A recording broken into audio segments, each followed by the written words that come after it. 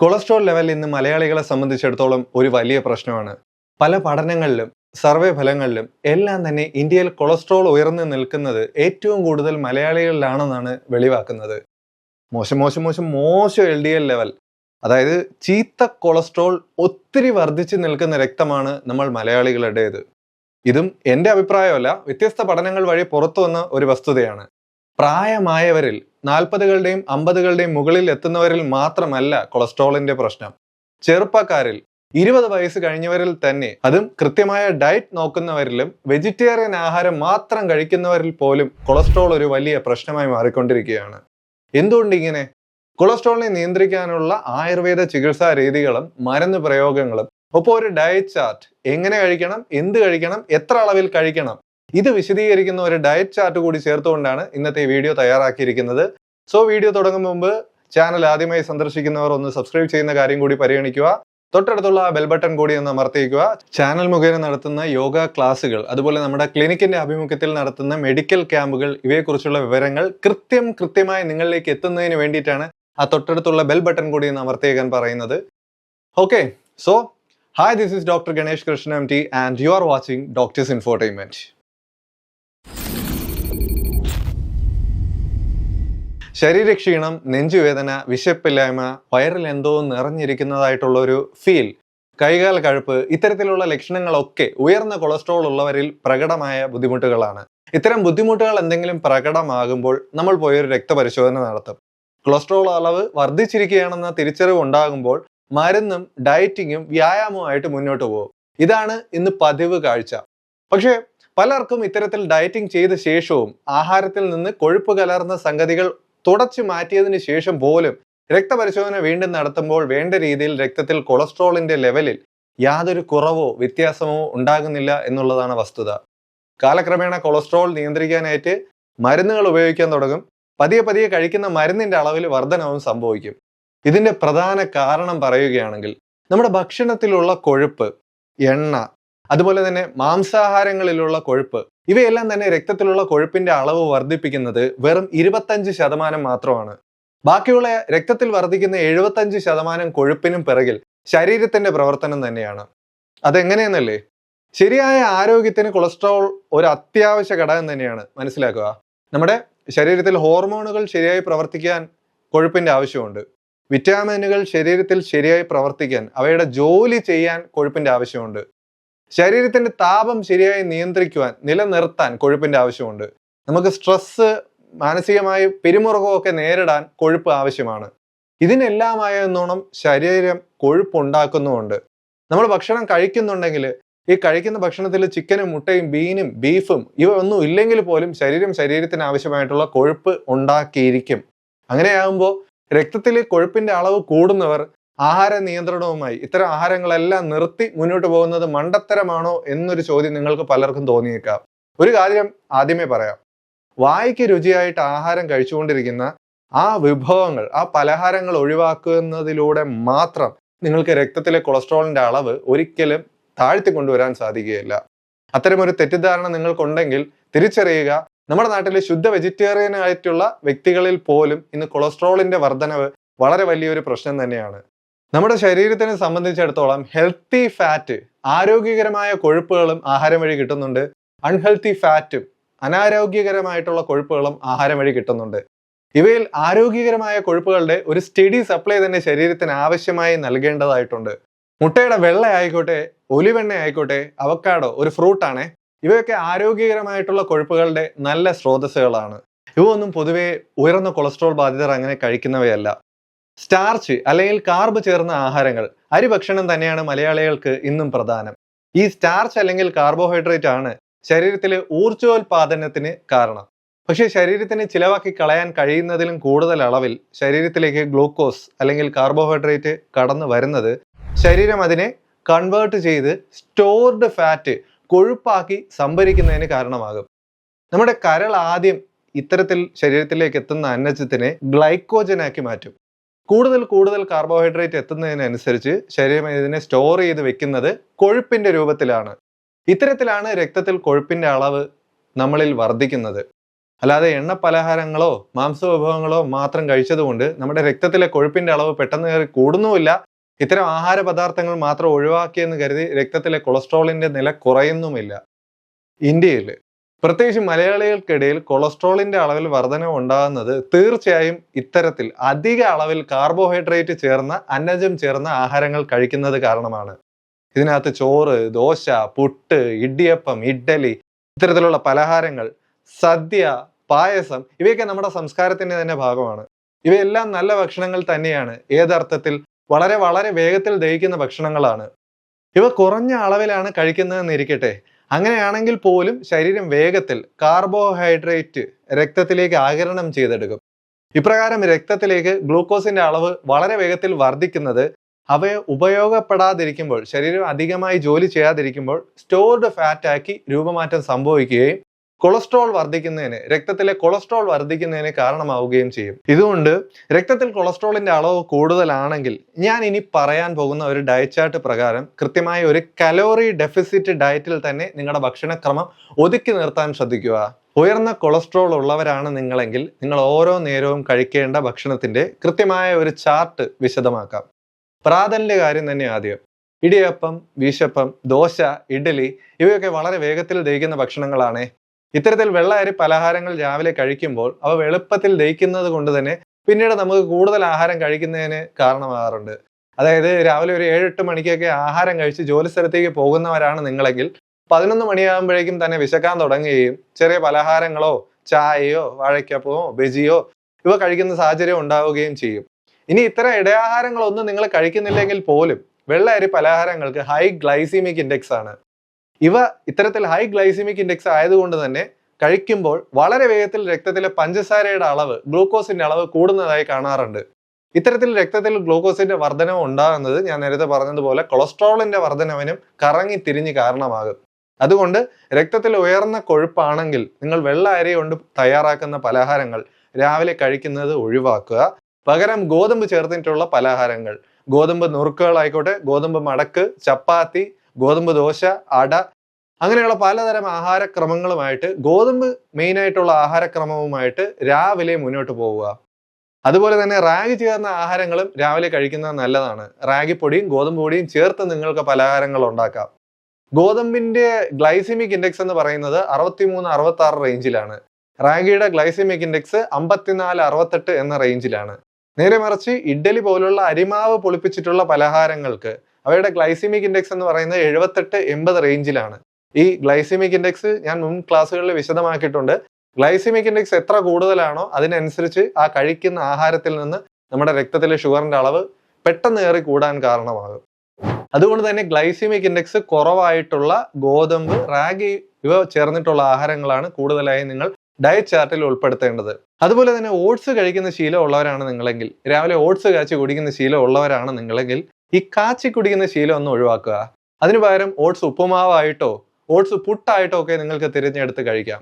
പയറ്, കടല, പരിപ്പ് ഇവയൊക്കെ കഴിക്കുന്ന ശീലം ഉള്ളവരാണെങ്കിൽ ഇവ രാവിലെ ബ്രേക്ക്ഫാസ്റ്റിന്റെ ഒരു വലിയ ഭാഗമായി കഴിക്കാനായി നിങ്ങൾക്ക് തിരഞ്ഞെടുക്കാം. അതായത് പകുതി ഭാഗമാക്കി കഴിക്കാനായിട്ട് നിങ്ങൾക്ക് തിരഞ്ഞെടുക്കാം. പകുതി കാപ്പിയും പകുതി ഈ പറയുന്ന പ്രാതലിനുണ്ടാക്കുന്ന പലഹാരവും പകുതി ഇത്തരത്തിൽ ഉണ്ടാക്കുന്ന ഒരു പ്രോട്ടീനിന്റെ സ്രോതസ്സും. സ്ഥിരമായി കഴിക്കുന്ന ശീലം ഉണ്ടെങ്കിൽ മാത്രമേ ഇത്തരത്തിൽ കടല, പരിപ്പ്, ഗ്രീൻ പീസ്, സോയാബീൻ എന്നിവയൊക്കെ ബ്രേക്ക്ഫാസ്റ്റിന്റെ ഭാഗമാക്കി കഴിക്കാൻ ആരംഭിക്കാവൂ. അങ്ങനെ അല്ലെങ്കിൽ ചെറിയ അളവിൽ ഇവ ഉച്ചയൂണിനൊപ്പം കഴിച്ചുകൊണ്ട് ആരംഭിക്കുക. ശരീരം ഇവയുമായിട്ടൊന്ന് പരിചയപ്പെടേണ്ട ആവശ്യമുണ്ട്. പെട്ടെന്നൊരു ദിവസം ധാരാളമായി പ്രാതലിനൊപ്പം ഇത്തരത്തിൽ ആഹാരം കഴിക്കുന്നത് ദഹന പ്രശ്നങ്ങൾ ഉണ്ടാക്കാൻ കാരണമാകും.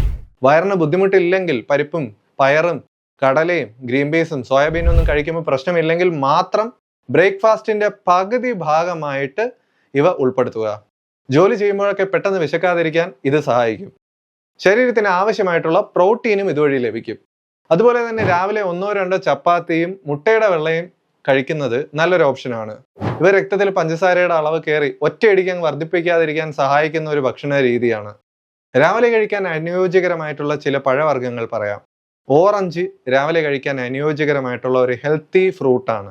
അതുപോലെ അവക്കാഡോ, ഞാൻ നേരത്തെ പറഞ്ഞ അവക്കാഡോ ശരീരത്തിൽ നല്ല കൊളസ്ട്രോളിനെ വർദ്ധിപ്പിക്കാൻ സഹായകാരിയാണ് അവക്കാഡോ.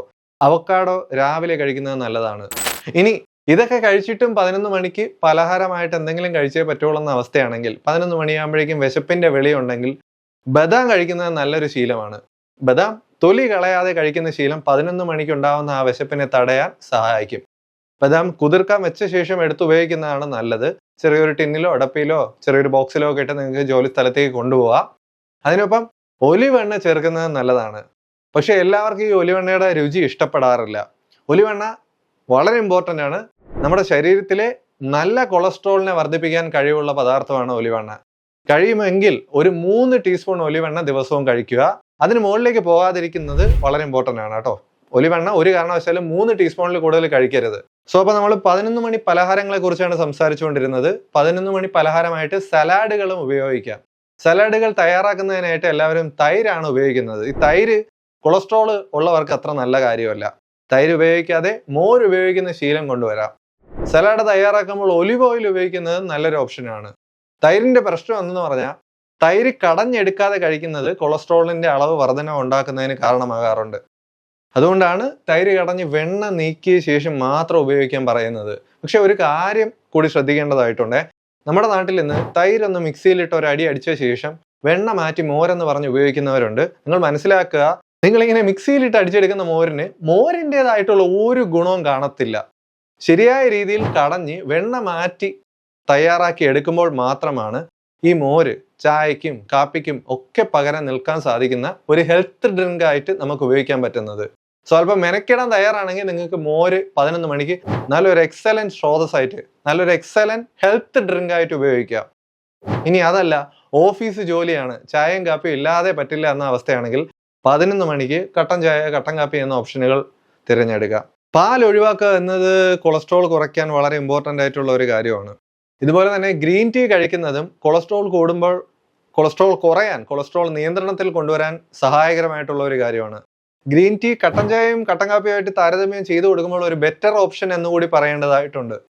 ഗ്രീൻ ടീയോടൊപ്പം അല്പം സിലോൺ കറുവപ്പട്ട ചേർക്കുന്നതും ചീത്ത കൊളസ്ട്രോൾ കുറയ്ക്കാൻ സഹായകരമാണ്. മാർക്കറ്റിൽ കിട്ടുന്ന കറുവപ്പട്ട ചൈനീസ് കറുവപ്പട്ടയാണ്. ഇതല്ല, സിലോൺ തന്നെ നോക്കി ചോദിച്ചു വാങ്ങിക്കുക. ആവശ്യമുള്ളവർക്ക് താഴെ കാണുന്ന വാട്സപ്പ് നമ്പറിലേക്ക് സന്ദേശം അയക്കാം. സിലോൺ പൊടിയായിട്ട് ഉപയോഗിക്കുന്നവർ ഗ്രീൻ ടീയിൽ 1/2 ടീസ്പൂൺ ചേർത്ത് കഴിക്കാം. ഇനി അതല്ല, നിങ്ങൾക്ക് ആ ട്വിഗ് ആയിട്ടാണ്, ചെറിയ കഷ്ണങ്ങളായിട്ടാണ് കിട്ടുന്നതെന്നുണ്ടെങ്കിൽ 1 ഇഞ്ച് അളവിൽ ചെറു കഷ്ണം മുറിച്ചെടുത്ത് കട്ടൻ ചായയിലോ ഗ്രീൻ ടീയിലോ ഇട്ട് തിളപ്പിച്ച ശേഷം അത് നിങ്ങൾക്ക് 2 നേരമായിട്ട് ഉപയോഗിക്കാം. അപ്പം ഇത്രയും പറഞ്ഞുകൊണ്ട് 11 മണിക്കത്തെ ആഹാരം നമ്മളങ്ങ് വൈൻഡ് അപ്പ് ചെയ്യുകയാണ്. ഇനി നമുക്ക് ഉച്ചഭക്ഷണത്തിലേക്ക് കടക്കാം. ഉച്ചയൂണിനായിട്ട് എന്തൊക്കെ തിരഞ്ഞെടുക്കാം? ഏറ്റവും നല്ല ഓപ്ഷൻ, മുമ്പ് എൻ്റെ അടുത്ത് ആര് ചോദിച്ചാലും ചമ്പ അരി തിരഞ്ഞെടുക്കാൻ പറയുമായിരുന്നു. പക്ഷെ ഇന്ന് എന്തുകൊണ്ടും കൊളസ്ട്രോൾ രോഗികൾക്ക് നല്ലൊരു ഓപ്ഷനായിട്ട് ലഭിക്കുന്നത് കുത്തരിയാണ്. ചമ്പ അരിയെക്കാറ്റിയും വളരെ ബെനിഫിഷ്യലാണ് കുത്തരി. കുത്തരി ഇന്ന് സൂപ്പർ മാർക്കറ്റിലൊക്കെ ധാരാളമായി ലഭ്യമാണ്.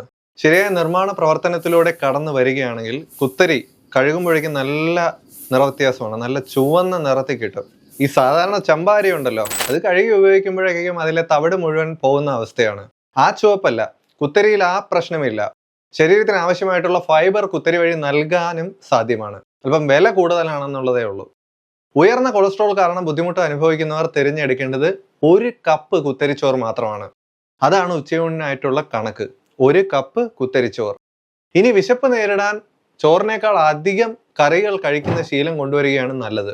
ഇതിനായിട്ട് നമുക്ക് തുവരപ്പയർ, ചതുരപ്പയർ, വാളംപയർ മുതലായവ ഉപയോഗപ്പെടുത്താം. ബീൻസ് കറി വെച്ച് ഉപയോഗിക്കുന്നത് നല്ലൊരു ഓപ്ഷനാണ്. ഇവയെല്ലാം തന്നെ സോലുബിൾ ഫാറ്റുകൾ അടങ്ങിയിട്ടുള്ള ഭക്ഷണ പദാർത്ഥങ്ങളാണ്. അതുകൊണ്ട് തന്നെ ശരീരത്തിലെ നല്ല കൊളസ്ട്രോളിന്റെ അളവ് കൂട്ടാനും ചീത്ത കൊളസ്ട്രോളിന്റെ അളവ് കുറയ്ക്കാനും ഇവയ്ക്ക് കഴിവുണ്ട്. അതുപോലെ ടൊമാറ്റോ, വെള്ളരിക്ക, കറിവേപ്പില, പച്ചമുളക് ഇവ ചേർത്തിട്ടുള്ള കറികൾ തൈര് ചേർത്ത് തയ്യാറാക്കുന്നവയല്ല. അതിനേക്കാൾ നല്ലത് മോരോ അല്ലെങ്കിൽ നാരങ്ങ നീരോ ചേർത്ത് തയ്യാറാക്കി ഉച്ചയൂണിന് നിങ്ങൾക്ക് ഉപയോഗിക്കാം. ഉച്ചയൂണിനൊപ്പം ചിക്കൻ, മീൻ, മുട്ടയുടെ വെള്ള ഇവയൊക്കെ നിങ്ങൾക്ക് ഉപയോഗിക്കാം. കൊളസ്ട്രോൾ ആണെന്ന് കരുതി നിങ്ങൾ പേടിച്ചങ്ങ് അന്താളിച്ച് നിൽക്കേണ്ട കാര്യമില്ല. ഇവയെല്ലാം തന്നെ പ്രോട്ടീൻ്റെ മികച്ച സ്രോതസ്സുകളാണ്. പക്ഷേ കൊളസ്ട്രോളിന്റെ ലെവൽ നോക്കിയിട്ട് വേണം ഇവ ഉപയോഗിക്കേണ്ടത്.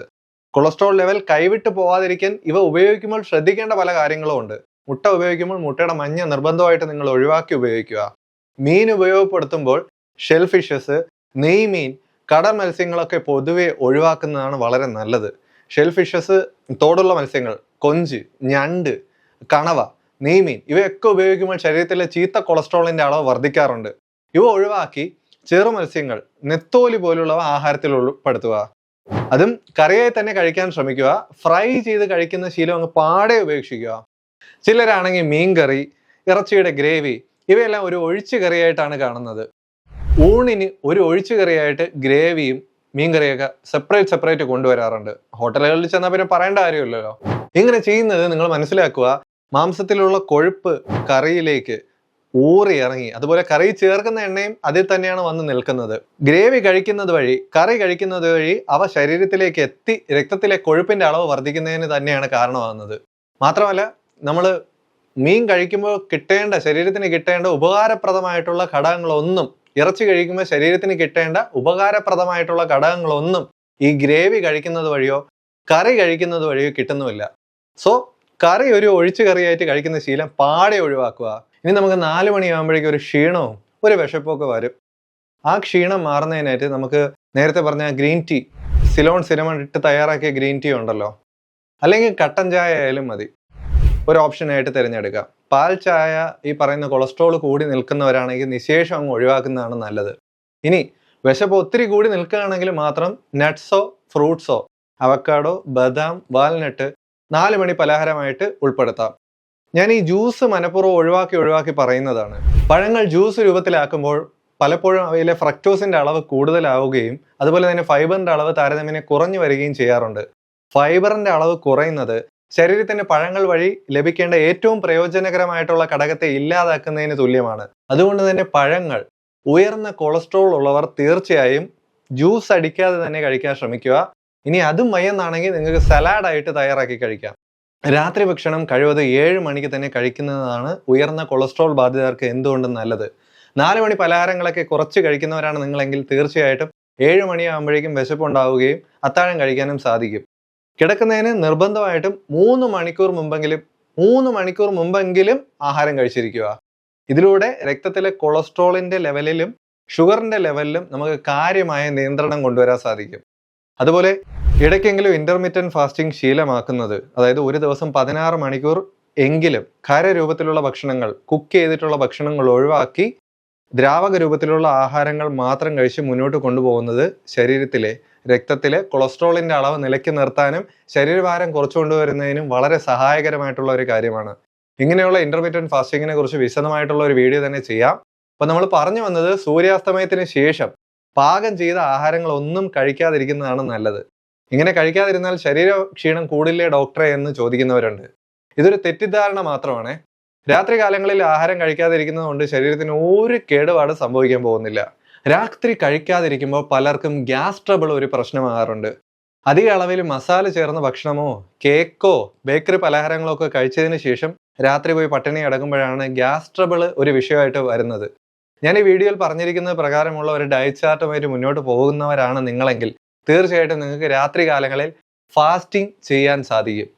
ശരീരഭാരം കുറച്ചുകൊണ്ടുവരാനായിക്കോട്ടെ, നിങ്ങളുടെ ഫാറ്റി ലിവറിനെ പ്രതിരോധിക്കാനായിക്കോട്ടെ, കൊളസ്ട്രോളിനെ കുറച്ചുകൊണ്ടുവരാനായിക്കോട്ടെ, രക്തത്തിലെ ഷുഗറിന്റെ അളവ് നിയന്ത്രണത്തിലേക്ക് കൊണ്ടുവരാനായിക്കോട്ടെ, രാത്രി കാലങ്ങളിൽ പാകം ചെയ്തിട്ടുള്ള ഭക്ഷണം ഒഴിവാക്കുക എന്നുള്ളത് വളരെ ഉപയോഗപ്രദമായിട്ടുള്ള ഒരു കാര്യമാണ്. ശരീരഭാരം വർദ്ധിക്കുന്നതിൻ്റെതായിട്ടുള്ള പ്രശ്നങ്ങളൊന്നുമില്ല. വിശപ്പിന്റെ പ്രശ്നം, രാത്രി ആഹാരം ഒഴിവാക്കാൻ കഴിയാത്തത്ര വിശപ്പാണെങ്കിൽ ഫ്രൂട്ട്സ് കഴിക്കുന്നത് തന്നെയാണ് ഏറ്റവും നല്ല മാർഗം. ഈ സമയത്ത് രാത്രി കാലങ്ങളിൽ നിങ്ങൾക്ക് പപ്പായ, പേരയ്ക്ക, അതുപോലുള്ള നാടൻ പഴവർഗ്ഗങ്ങളും പച്ചക്കറികൾ ഇവയൊക്കെ സലാഡ് രൂപത്തിലാക്കി കഴിക്കാവുന്നതാണ്. ഇവ ചവച്ചരിച്ച് കഴിക്കുന്നത്, ഈ പച്ചക്കറികളായിക്കോട്ടെ പഴവർഗ്ഗങ്ങളായിക്കോട്ടെ ചവച്ചരിച്ച് കഴിക്കുന്നത് ശരീരത്തിൽ രക്തത്തിലെ ട്രൈഗ്ലിസറൈഡിന്റെ അളവ് കുറച്ചു കൊണ്ടുവരാൻ സഹായിക്കും.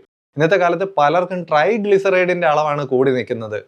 ഇനി അവസാനമായിട്ട്, കൊളസ്ട്രോൾ അധികമാകുന്നവർക്ക് കുടിക്കാൻ പറ്റിയ ഒരു അനുയോജ്യകരമായിട്ടുള്ള വെള്ളത്തിന്റെ കാര്യം കൂടെ പറഞ്ഞ് നമുക്ക് വീഡിയോ വൈൻഡപ്പ് ചെയ്യാം. മല്ലിയിട്ട് തിളപ്പിച്ചാറ്റിയെടുത്ത വെള്ളം കൊളസ്ട്രോൾ ബാധിതർക്ക്, കൊളസ്ട്രോൾ കൂടി നിൽക്കുന്നവർക്ക് കുടിക്കാൻ വളരെ അനുയോജ്യകരമാണ്. മല്ലിവെള്ളം കുടിക്കുന്ന ശീലം തീർച്ചയായിട്ടും കൊളസ്ട്രോൾ വർദ്ധിച്ച് നിൽക്കുന്നവർ കൊണ്ടുവരിക. അതുപോലെ തന്നെ omega-3 സപ്ലിമെന്റുകളെ കുറിച്ച് പലരും കേട്ടിരിക്കും. ഇത് കൊളസ്ട്രോൾ കൂടി നിൽക്കുന്നവർക്കും കഴിക്കാം. കൃത്യമായിട്ടുള്ള വ്യായാമശീലം ഉള്ളവരാണ് നിങ്ങളെങ്കിൽ, ആഴ്ചയിൽ ഒരു 45 മിനിറ്റ് വീതം 4 ദിവസമെങ്കിലും വ്യായാമം ചെയ്യുന്നവരാണ് നിങ്ങളെങ്കിൽ, കൊളസ്ട്രോൾ കൂടി നിൽക്കുന്നുണ്ടെങ്കിലും നിങ്ങൾക്ക് omega-3 സപ്ലിമെന്റുകൾ എടുക്കാം. ഇനി അത് വയ്യുന്നുണ്ടെങ്കിൽ സാൽമൺ, മത്തി, അയല, മുതലായ കടൽ മത്സ്യങ്ങൾ നിങ്ങൾക്ക് ഉച്ചയൂണിന് കറിയായിട്ട് ഉപയോഗിക്കാം. ഞാൻ പറഞ്ഞു, നിങ്ങൾ അത്രത്തോളം വ്യായാമം ചെയ്യുന്നുണ്ടെങ്കിൽ മാത്രം. ഇവയൊക്കെ, ഈ കടൽ മത്സ്യങ്ങളൊക്കെ ഒമേഗ 3യുടെ മികച്ച സ്രോതസ്സുകളാണ്. ഇനി അതല്ല, ഗുളികയായിട്ട് തന്നെ ഉപയോഗിക്കാനാണ് നിങ്ങൾക്ക് ആഗ്രഹമെങ്കിൽ അതാണ് ഏറ്റവും കൂടുതൽ നല്ലത്. ഉച്ചയൂണിന് ശേഷം ഒമേഗ 3 എടുക്കാം. ഇതിന്റെ കാരണം ഒമേഗ 3 സപ്ലിമെന്റുകൾ മീൽ ടൈം, ബ്രേക്ക്ഫാസ്റ്റ് ആയിക്കോട്ടെ, ഉച്ചയൂണായിക്കോട്ടെ, അത്താഴത്തിനൊപ്പം ആയിക്കോട്ടെ, എടുക്കുമ്പോഴാണ് അവ ശരീരത്തിലേക്ക് വളരെ അനായാസകരമായിട്ട് ആഗിരണം ചെയ്തെടുക്കപ്പെടുന്നത്. അതും അല്പം കൊഴുപ്പ് ചേർന്ന ആഹാരം, അതിപ്പോൾ പച്ചക്കറിയിലെ കൊഴുപ്പായിക്കോട്ടെ, മീൻകറിയിലെ കൊഴുപ്പായിക്കോട്ടെ, അതിനൊപ്പം ഒമേഗ 3 സപ്ലിമെന്റുകൾ എടുക്കുമ്പോഴാണ് രക്തത്തിലേക്ക് അവ വളരെ വേഗത്തിലേക്ക് ആഗിരണം ചെയ്തെടുക്കപ്പെടുന്നത്. അതൊന്നും നിങ്ങളുടെ ശരീരത്തിലെ ചീത്ത കൊളസ്ട്രോളിനെ കൂട്ടിക്കൊണ്ടുവരുന്ന കാര്യങ്ങളല്ല. ഇനി നിങ്ങൾ നിർബന്ധമായിട്ട് ഒഴിവാക്കേണ്ട ചില ആഹാര പദാർത്ഥങ്ങളെ കുറിച്ച് കൂടി സംസാരിക്കേണ്ടതായിട്ടുണ്ട്. ബേക്കറിയിൽ നിന്ന് ലഭിക്കുന്ന ഇന്നുള്ള ട്രാൻസ് ഫാറ്റ് അടങ്ങിയിട്ടുള്ള ഭക്ഷണ പദാർത്ഥങ്ങൾ, അതായത് പേസ്ട്രികളായിക്കോട്ടെ, പ്രോസസ്ഡ് ആയിട്ടുള്ള കളർ ചെയ്തിട്ടുള്ള ഭക്ഷണങ്ങളായിക്കോട്ടെ, ഇവയെല്ലാം തന്നെ കരളിന്റെ പ്രവർത്തനങ്ങളെ അവതാളത്തിലാക്കുകയും അതുവഴി ശരീരത്തിലെ ചീത്ത കൊളസ്ട്രോളിനെ വർദ്ധിപ്പിക്കാനും കാരണമാകാറുണ്ട്. ഇവ നിർബന്ധമായിട്ട് ഒഴിവാക്കുക. പേസ്ട്രികൾ, കേക്കുകൾ നിർബന്ധമായിട്ട് ഒഴിവാക്കുക. ഇനി എന്തൊക്കെ മാംസാഹാരങ്ങളാണ് നിങ്ങൾക്ക് കൊളസ്ട്രോൾ കൂടി നിൽക്കുന്നവർക്കും ഉപയോഗപ്പെടുത്താൻ കഴിയുന്നതെന്ന് പലരും ചോദിക്കാറുണ്ട്. ഞാൻ കംപ്ലീറ്റ് ആയിട്ട് മാംസാഹാരങ്ങൾ ഒഴിവാക്കാൻ പറയുന്ന ആളാണ്. പക്ഷേ മാംസാഹാരങ്ങൾ കഴിച്ചേ പറ്റുള്ളൂ. പ്രോട്ടീൻ്റെ അതിയായ ആവശ്യം നിങ്ങൾക്ക് ശരീരത്തിനുണ്ട്. നിങ്ങൾ അതിയായി വ്യായാമം ചെയ്യുന്നവരാണ്, കായികാധ്വാനം ചെയ്യുന്നവരാണെന്നുണ്ടെങ്കിൽ മാത്രം വൈറ്റ് മീറ്റ് നിങ്ങൾക്ക് ആഹാരത്തിൽ ഉൾപ്പെടുത്താം. എന്താണ് ഈ വൈറ്റ് മീറ്റ് എന്നല്ലേ? ചിക്കനും മുയലിറച്ചിയും എല്ലാം തന്നെ വൈറ്റ് മീറ്റ് ആണ്, റെഡ് മീറ്റ് അല്ല. ഇവയൊക്കെ കൊളസ്ട്രോൾ ഉള്ളവർക്കും ഉപയോഗപ്പെടുത്താവുന്നവയാണ്. പക്ഷേ രാത്രി കാലങ്ങളിൽ നിങ്ങൾ ഒരു കാരണവശാലും ഇവ കഴിക്കരുത്. അതുപോലെ ശരീരഭാരം ഒത്തിരി വർദ്ധിച്ചിരിക്കുന്നവരാണ്, ശാരീരികമായിട്ടുള്ള അധ്വാനം കുറവാണെന്നുണ്ടെങ്കിൽ ഒരു കാരണവശാലും ഇവ ഉപയോഗിക്കരുത്. അല്ലാത്തവർക്ക് ഉച്ചനേരത്തെ ഇവ പാകം ചെയ്ത് കഴിക്കാം. ഫ്രൈ ആക്കി കഴിക്കല്ലേ. അതുപോലെ തന്നെ ഉരുളൻകിഴങ്ങ് ആയിക്കോട്ടെ, കപ്പലണ്ടി ആയിക്കോട്ടെ, കപ്പ, കാച്ചില്, വാഴയ്ക്ക ചിപ്സ്, ഇവയെല്ലാം രക്തത്തിലെ ഗ്ലൂക്കോസിന്റെ അളവ് കൂട്ടിക്കൊണ്ടുവരാനും അതുവഴി കറങ്ങിത്തിരിഞ്ഞ് ഞാൻ നേരത്തെ പറഞ്ഞ പ്രോസസ്സിലൂടെ കൊളസ്ട്രോളിന്റെ അളവ് വർദ്ധിപ്പിക്കുന്നതിനും കാരണമായി മാറാറുണ്ട്. ഇതുകൊണ്ട് ഇത്തരം ഭക്ഷണങ്ങളുടെ മേലെ ഒരു നിയന്ത്രണം കൊടുക്കുന്നത് തന്നെയാണ് നല്ലത്. ഇനി മരുന്ന് പ്രയോഗങ്ങളിലേക്കാണ്. ആയുർവേദത്തിൽ എന്തെല്ലാം മരുന്ന് പ്രയോഗങ്ങളാണ് ചെയ്യാൻ കഴിയുക? ആയുർവേദത്തിൽ വരണാദി കഷായം പോലുള്ള മരുന്ന് പ്രയോഗങ്ങളാണ്. വരണ, അതേപോലെ ശതാവരി പോലുള്ള ഘടകങ്ങൾ ചേർന്നിട്ടുള്ള മരുന്ന് പ്രയോഗങ്ങളാണ് കൊളസ്ട്രോളിന്റെ അളവ് നിയന്ത്രിക്കാൻ സഹായകരം. പക്ഷേ ഇവ കൃത്യമായ അളവിൽ ഉപയോഗപ്പെടുത്തുക എന്നുള്ളത് വളരെ വളരെ പ്രധാനമാണ്. പലരും ശരീരഭാരം കുറയ്ക്കാനും ഫാറ്റി ലിവറിനും എല്ലാം ഇത്തരം മരുന്ന് പ്രയോഗങ്ങൾ ധാരാളമായിട്ട് വരണാദി കഷായം എല്ലാം മേടിച്ച് ഉപയോഗിക്കുന്നുണ്ട്. യാതൊരു നിയന്ത്രണവും ഇല്ലാതെ വരണാദി കഷായമൊക്കെ മേടിച്ച് കുടിക്കുന്നുണ്ട്. ഇത്തരത്തിൽ ചെയ്യുന്നത് ഗുണത്തെക്കാളേറെ ദോഷമാണ് ഉണ്ടാക്കുക. സോ നിങ്ങളുടെ ശാരീരിക അവസ്ഥ മനസ്സിലാക്കി കൃത്യമായ അളവിൽ മരുന്ന് പ്രയോഗങ്ങൾ നടത്താൻ തീർച്ചയായിട്ടും നിങ്ങൾക്ക് ഒരു ആയുർവേദ ഡോക്ടറുടെ സഹായം കൂടി തേടേണ്ടതായിട്ടുണ്ട്. ശാരീരിക സ്ഥിതികൾ മനസ്സിലാക്കി മാത്രം മരുന്ന് പ്രയോഗങ്ങൾ, അത് ഇനി അലോപ്പതി ആയിക്കോട്ടെ, ആയുർവേദം ആയിക്കോട്ടെ, ഹോമിയോപ്പതി ആയിക്കോട്ടെ ചെയ്യുക. മറ്റൊരു നാളിൽ മറ്റൊരു വീഡിയോയുമായി കാണാം. അതിനു മുമ്പേ ഈ പറഞ്ഞിരിക്കുന്ന കാര്യങ്ങളിൽ നിങ്ങൾക്ക് എന്തെങ്കിലും സംശയം ഉണ്ടെങ്കിൽ തീർച്ചയായിട്ടും കമന്റ് ബോക്സിൽ കമന്റ് ആയിട്ട് എഴുതി അറിയിക്കുക. ക്ലിനിക്കിന്റെ വാട്സാപ്പ് നമ്പർ ഞാൻ താഴെ കൊടുത്തേക്കാം. നിങ്ങൾക്ക് എന്തെങ്കിലും ഡയറക്റ്റ് മെസ്സേജ് ചെയ്യണമെന്നുണ്ടെങ്കിൽ ചെയ്യാം. നിങ്ങളുടെ അഭിപ്രായങ്ങൾ, നിർദ്ദേശങ്ങൾ, വിമർശനങ്ങളെല്ലാം കമന്റ് ബോക്സിൽ കമന്റ് ആയിട്ട് അറിയിക്കുക. ആരോഗ്യ വിഷയങ്ങളുമായി ബന്ധപ്പെട്ടിട്ടുള്ള നിങ്ങളുടെ സംശയങ്ങൾ കമന്റ് ചെയ്ത് അറിയിക്കുക. അത്തരത്തിലുള്ള ഒരു വിഷയത്തിലായിരിക്കും അടുത്ത വീഡിയോ ഞങ്ങൾ ചെയ്യുന്നത്. സോ വീഡിയോ നിങ്ങളുടെ ഒരു സുഹൃത്തിനും ഒരു വാട്സാപ്പ് ഗ്രൂപ്പിലേക്കും ഷെയർ ചെയ്ത് എന്നെ ഒന്ന് സപ്പോർട്ട് കൂടി ചെയ്യുക. പിന്നെന്താ, മറ്റൊരു നാളിൽ മറ്റൊരു വീഡിയോയുമായി കാണാവുന്നതായിരിക്കും.